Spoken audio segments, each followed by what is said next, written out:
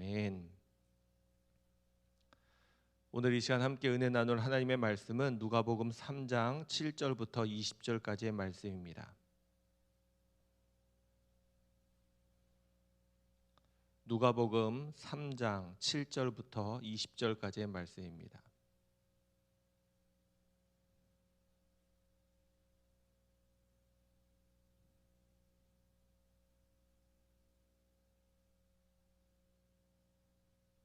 우리 말씀을 같이 함께 읽도록 하겠습니다. 요한이 세례 받으러 나아오는 무리에게 이르되 독사의 자식들아 누가 너희에게 일러 장차 올 진노를 피하라 하더냐. 그러므로 회개에 합당한 열매를 맺고 속으로 아브라함이 우리 조상이라 말하지 말라. 내가 너희에게 이르노니 하나님이 능히 이 돌들로도 아브라함의 자손이 되게 하시리라. 이미 도끼가 나무 뿌리에 놓였으니 좋은 열매 맺지 아니하는 나무마다 찍혀 불에 던져지리라. 무리가 물어 이르되 그러면 우리가 무엇을 하리이까? 대답하여 이르되 옷 두 벌 있는 자는 옷 없는 자에게 나눠줄 것이요 먹을 것이 있는 자도 그렇게 할 것이니라 하고, 세리들도 세례를 받고자 하여 와서 이르되 선생이여 우리는 무엇을 하리이까 하매 이르되 부과된 것 외에는 거두지 말라 하고, 군인들로 물어 이르되 우리는 무엇을 하리이까 하매 이르되 사람에게서 강탈하지 말며 거짓으로 고발하지 말고 받는 급료를 족한 줄로 알라 하니라. 백성들이 바라고 기다림으로 모든 사람들이 요한을 혹 그리스도신가 심중에 생각하니, 요한이 모든 사람에게 대답하여 이르되 나는 물로 너희에게 세례를 베풀거니와 나보다 능력이 많으신 이가 오시나니 나는 그의 신발끈을 풀기도 감당하지 못하겠노라. 그는 성령과 불로 너희에게 세례를 베푸실 것이요 손에 키를 들고 자기의 타작마당을 정하게 하사 알곡은 모아 곳간에 들이고 쭉정이는 꺼지지 않는 불에 태우시리라. 또 그 밖에 여러 가지 일로 권하여 백성에게 좋은 소식을 전하였으나 분봉왕 헤롯은 그의 동생의 아내 헤로디아의 일과 또 자기가 행한 모든 악한 일로 말미암아 요한에게 책망을 받고 그 위에 한 가지 악을 더하여 요한을 옥에 가두니라. 아멘. 이틀 전 뉴스를 통해서 광주광역시의 한 아파트 신축 공사 현장에서 일어난 붕괴 사고를 접하게 되었습니다. 제가 지난주 금요일 날 새벽 기도회를 인도할 때도 큰 화재로 인해서 인명 피해가 발생하게 되었고, 그때 순직한 소방관들을 위해서 또 그 가족들을 위해서 함께 기도하자 그렇게 이야기했던 것 같은데요. 일주일 만에 또 한 번 큰 사고가 일어났습니다. 그러면서 문득 생각해 보면서 제 마음이 좀 무서웠습니다. 아파트죠. 그곳은 우리가 살아가는 삶의 자리 가운데 가장 편안하고 안락하고 가장 안전한 곳이 우리가 살아가는 집이 아닌가 생각해 봅니다. 사람들은 자기가 살고 있는 그 집이 가장 안전하고 평안하다 그렇게 생각하는데, 그런 집조차 무너질 수 있다는 것을 보게 되면서 제 마음에 큰 충격이 된 것입니다. 물론 여러 가지 사고의 원인이 있을 수 있습니다. 그리고 모든 건물들이 다 이렇게 쉽게 무너지는 것은 아닙니다. 그러나 우리가 살아가고 있는 이 땅 위의 것들을 생각해 보면 어느 곳 하나 안전하지 못하다 그런 생각이 듭니다. 이유는 무엇일까? 왜냐하면 그것은 영원하지 않기 때문에 그렇다는 겁니다. 우리가 이 땅 위에서 누리고 살아가는 모든 것들은 언제든지 무너질 수 있는 것들이고 언제라도 사라지고 없어질 수 있는 것들입니다. 영원하지 않은 것들입니다. 그래서 다윗은 자신이 그렇게 멋지게 또 화려하게 지은 다윗성을 두고도 한 번도 그것을 찬양하거나 노래하지 않았습니다. 다윗은 늘 하나님을 찬양하고 노래했죠. 그렇게 잘 지어놓은 다윗성에서 편안히 그는 눕지도 못했고, 오히려 어렵고 힘든 가운데 늘 고백하기를 하나님만이 자신의 피난처요 자신을 도우실 수 있는 가장 안전한 곳이다 그렇게 노래하고 있습니다. 우리가 이 땅에 살아가는 동안에 어떻게 살아가야 될지, 어디에 우리의 삶을 집중해야 될지를 분명히 보여주고 있는 그런 모습이 아닐까 싶습니다. 바라기는 저와 여러분들 우리가 새해를 시작하며 살아가는데 우리의 마음을 어디에 두어야 하고 어디에 더 집중해야 되는지를 잘 깨닫고 믿음 안에서 오늘도 올 한 해도 살아갈 수 있게 되시기를 주님의 이름으로 부탁을 드립니다. 영원한 것에 우리의 마음을 두어야 합니다. 무엇이 우리의 인생에 가장 가치가 있는 것인지를 깨닫고 살아갈 수 있으면 좋겠습니다. 오늘 우리가 함께 읽은 본문은 세례 요한의 이야기를 계속 이어가고 있습니다. 특별히 그의 사역 또 그가 전한 메시지를 다루고 있는 부분입니다. 오늘 우리 함께 읽은 말씀 7절에 보면 이렇게 시작합니다. 요한이 세례 받으러 나아오는 무리에게 이르되 독사의 자식들아 누가 너희에게 일러 장차 올 진노를 피하라 하더냐. 우리는 여기에 등장하는 그 요한을 세례 요한이다 그렇게 호칭합니다. 왜냐하면 성경에는 요한이라는 이름이 종종 등장합니다. 다른 요한과 구별하기 위해서 세례 요한 이렇게 우리가 부르기도 하고 그가 세례를 베풀었기 때문에 그의 사역, 그의 삶의 가장 큰 특징이기 때문이기도 합니다. 그리고 이렇게 세례 요한이라고 분명하게 표현하고 호칭한 것은 마태복음입니다. 우리 오늘 본문과 평행 본문이 되어 있는 마태복음 3장 1절에 보면 그때에 세례 요한이 이르러 유대 광야에서 전파하여 말하되 그렇게 그를 소개할 때 세례 요한이다 그렇게 마태복음 기록한 사람은 그를 소개하고 있습니다.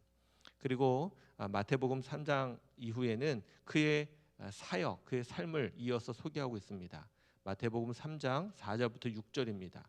이 요한은 낙타털 옷을 입고 허리에 가죽띠를 띠고 음식은 메뚜기와 석청이었더라. 이때에 예루살렘과 온 유대와 요단강 사방에서 다 그에게 나아와 자기들의 죄를 자복하고 요단강에서 그에게 세례를 받더니 그는 광야에서 이렇게 지냈었고 또 특별히 그가 했던 일은 예루살렘과 온 유대와 특별히 그가 세례를 베풀었던 요단강 사방에서 그에게 세례를 받으러 사람들이 나아왔다 그렇게 말하고 있습니다. 세례라는 의미는 물론 내가 주님을 믿습니다라는 어떤 예식이기도 하지만 이 당시에도 자신들의 죄를 씻고 자신들이 새로워졌다라는 어떤 징표로 세례를 받게 된 것입니다. 요한은 이처럼 이스라엘 많은 사람들에게 그런 선한 영향력을 가지고 있었던 사람입니다.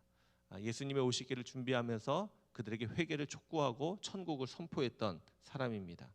그리고 그들이 거룩하게 변화된 약속과 징표로 세례를 받게 한 것입니다.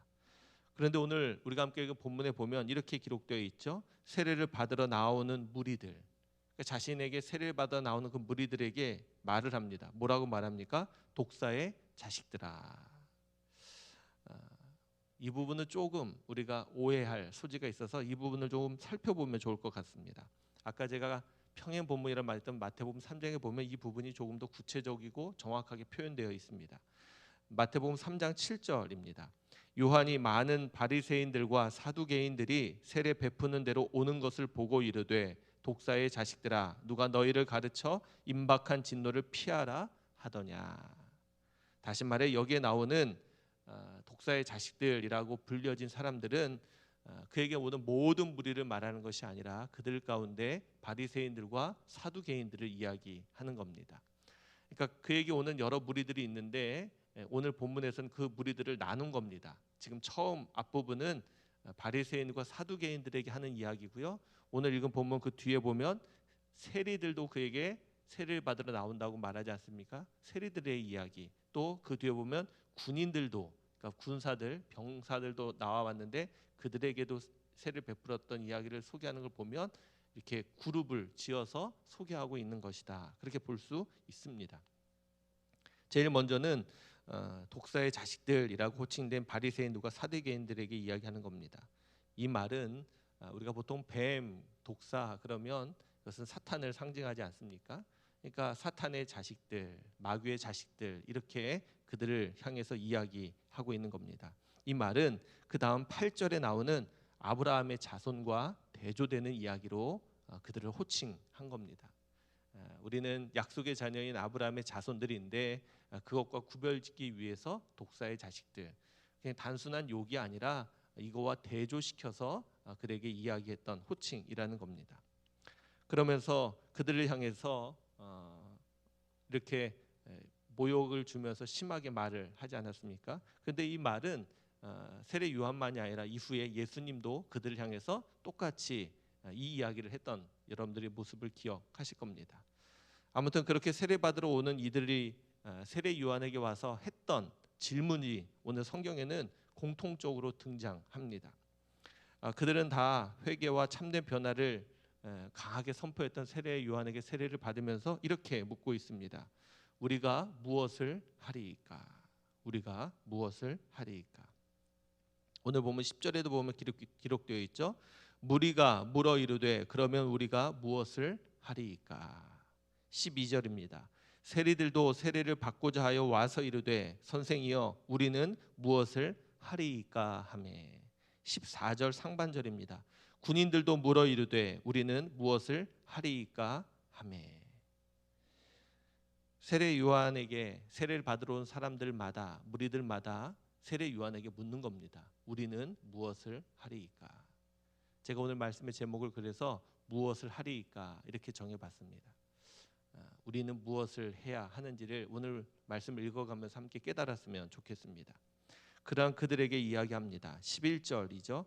대답하여 이르되 옷 두 벌 있는 자는 옷 없는 자에게 나눠줄 것이요 먹을 것이 있는 자도 그렇게 할 것이니라 하고 13절입니다.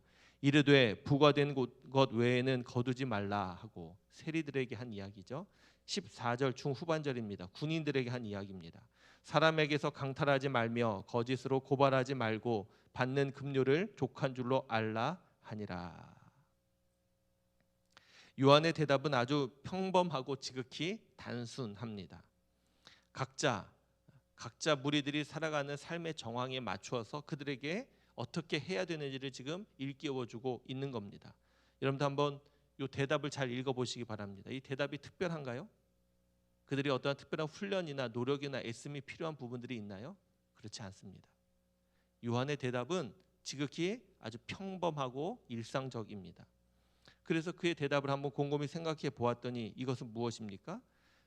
이 안에 담겨진 의미, 회개라는 의미, 거룩하게 변화된다라는 의미, 세례받은 사람들이 무엇을 해야 되는지를 가르쳐주고 있는데 그것은 무엇입니까? 그것은 본인들이 걸어가야 될 마땅한 그 길을 그냥 걸어가라는 겁니다.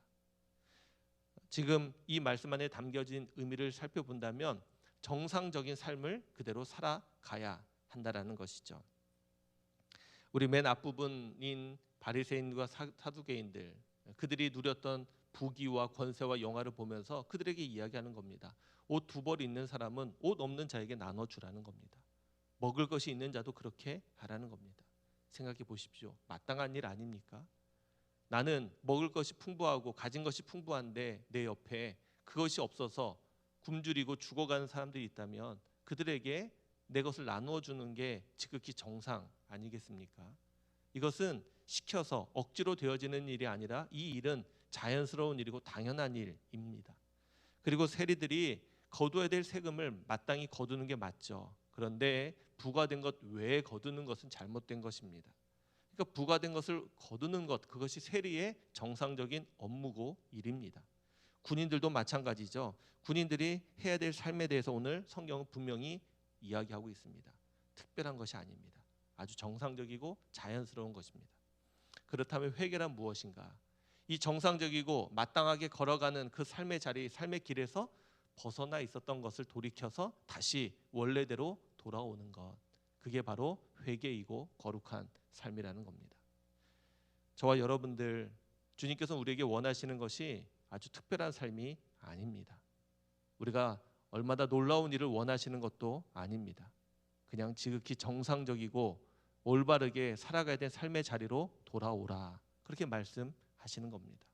이 새벽 우리가 함께 기도할 때 우리는 주님 앞에서 우리가 거룩하게 변화됐다, 믿음의 사람이다 말하고 있다면 우리는 과연 무엇을 해야 되는지를 깨닫고 또 주님 앞에 물으시면서 나아갈 수 있기를 바랍니다.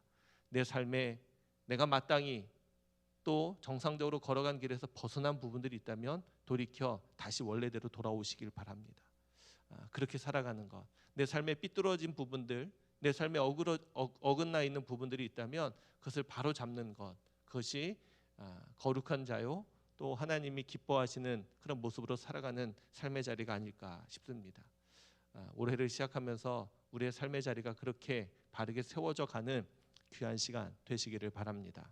그러면서 세례 요한은 자신이 무엇을 해야 할지를 너무나 분명하게 알고 있었던 사람입니다. 사람들이 그가 행하는 일들을 보고 또 그의 가르침을 보면서 혹시 그 세례 요한이 자신들이 그동안 기다려왔던 메시아 그리스도가 아니신가 그렇게 생각했습니다. 그러한 그들에게 세례 요한은 분명히 이야기합니다. 16절이죠. 요한이 모든 사람에게 대답하여 이르되 나는 물로 너희에게 세례를 베풀거니와 나보다 능력이 많으신 이가 오시나니 나는 그의 신발끈을 풀기도 감당하지 못하겠노라. 그는 성령과 불로 너희에게 세례를 베푸실 것이요. 그들이 그렇게 자신을 추앙하고 수많은 제자들이 자신을 따라온다면 그도 혹시 교만해서 넘어질 수 있었을 텐데 세례 요한은 그러하지 않았습니다. 겸손하고 낮아져서 자신이 누구인지 자신이 어떤 일을 해야 되는지를 분명히 그들에게 선포하고 알려주었습니다. 이렇게 할 수 있었던 이유는 단 한 가지입니다. 세례 요한은 자신이 무엇을 해야 되는지를 분명히 알고 있었기 때문에 그렇습니다.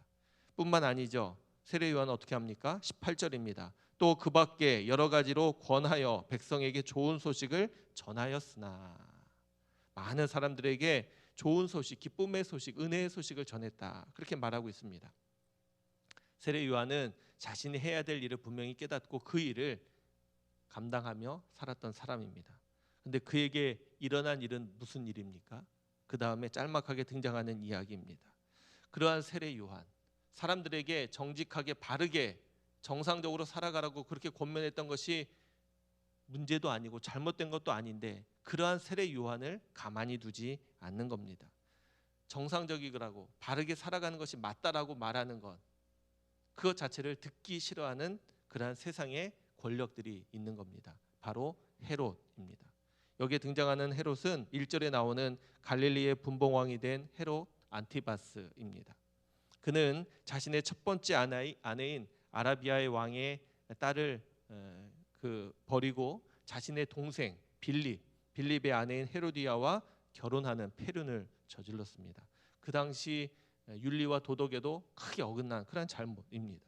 이 일로 헤롯은 요한에게 책망을 받게 되죠. 뿐만 아니라 그는 회개하지 않고 악한 일들을 더 저지르게 됩니다. 그리고 그 위에 한 가지 일, 아마 비슷한 악들을 더 저질렀던 모양입니다. 그 일로 인해서 결국은 어떻게 합니까? 자신이 악한 일을 저질렀는데 그러면 자신이 회개하고 돌이켜야 되는데 자신을 책망하는, 자신을 향해서 악한 일을 버리고 정상적인 바른 길로 가라고 말하고 있는 세례 요한을 어떻게 합니까? 옥에 가두었던 겁니다. 세상은 그러합니다. 사탄의 힘은 우리를 그렇게 견제하고 우리를 힘들게 합니다. 우리가 힘들 것은 우리가 하나님의 말씀대로 거룩하게 살아가는데 그 일을 회방하고 방해하고 그런 우리들을 그 길을 걷지 못하게 우리를 고난 가운데 빠뜨리는 사탄의 힘 앞에 무너지는 것들입니다. 오늘 우리가 함께 이 말씀 또 세례 요한의 이 모습을 보면서 우리가 해야 될 일이 무엇인지 우리는 분명히 깨닫고 결단하고 확증해야 합니다. 먼저는 우리가 세례 요한처럼 무엇을 해야 되는지를 분명히 깨닫고 많은 사람들에게 본이 되어 살아가야 합니다. 아까 말씀드린 대로 특별한 일이 아닙니다. 무언가 더 많이 해야 되는 것 아닙니다. 지금 내가 할 수 있는 내 자리에서 감당할 수 있는 그 일을 하는 겁니다.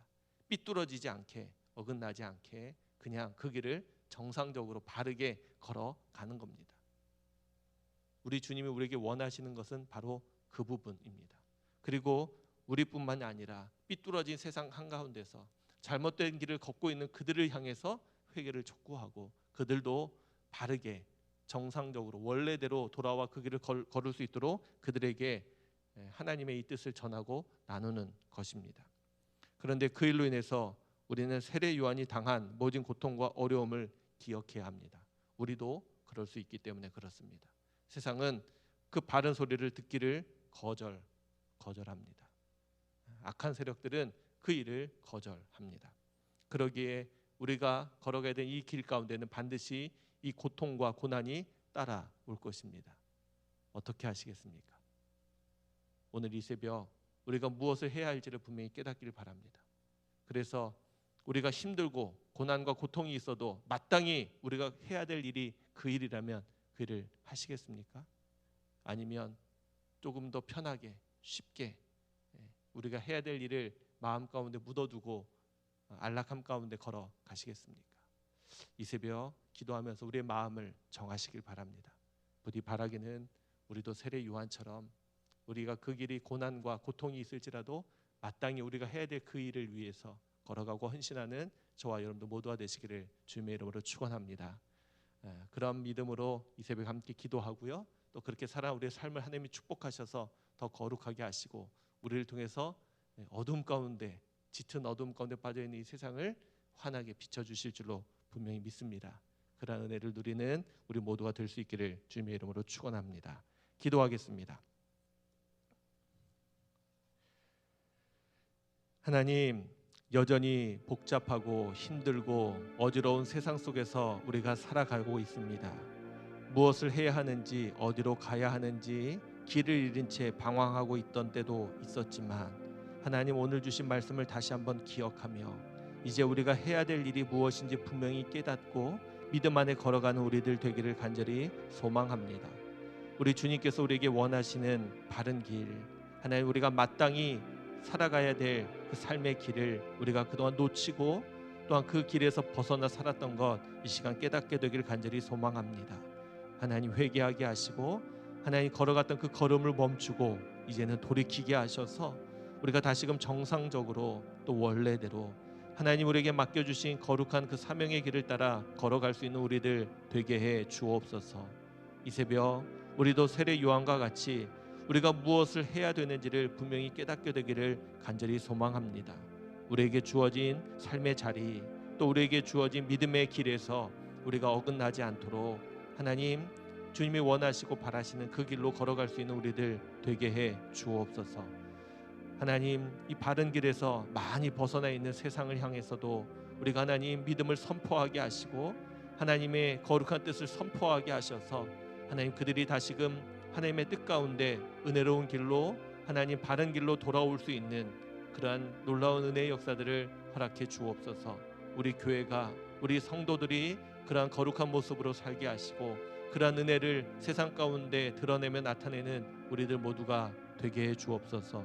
혹여나 그 길을 걷다가 하나님 우리가 만나게 되는 고난과 역경과 시련이 있을지라도 그것 앞에 우리가 넘어지지 않게 하시고 하나님 무서워 두려워하지 않게 하시고 요한과 같이 담대하게 그 길을 걸어가는 우리들 모두가 되게 해 주옵소서. 이 새벽 기도하는 가운데 우리가 해야 될 일을 분명히 깨닫게 되기를 원합니다. 하나님, 어긋나 있었던 것, 삐뚤어져 있었던 것들을 바로잡게 되기를 간절히 소망합니다. 마음에 결단하고 다짐하고 확증하여 하나님 우리에게 주어진 우리의 삶을 그렇게 살아가는 우리 모두가 되게 해 주옵소서. 이 새벽 기도하는 가운데 하나님의 뜻을 더 분명히 깨닫게 하시고 그 뜻하심 앞에 우리의 마음과 삶을 집중하여 거룩한 모습으로 살아가는 우리들 되게 해 주옵소서. 이 새벽에도 우리의 기도를 들으시고 우리와 함께 하실 줄로 믿으며 우리를 사랑해 주시는 예수 그리스도의 이름으로 기도하옵나이다. 아멘. 하나님 고맙습니다.